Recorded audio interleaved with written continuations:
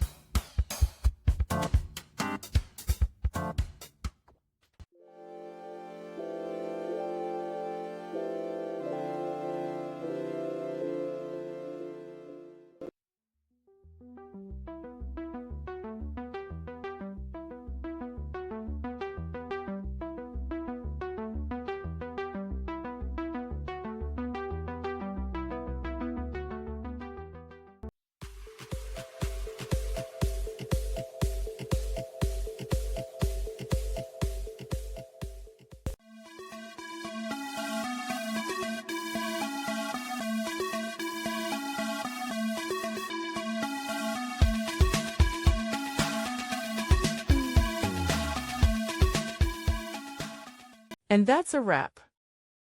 I hope you found the answer you were looking for.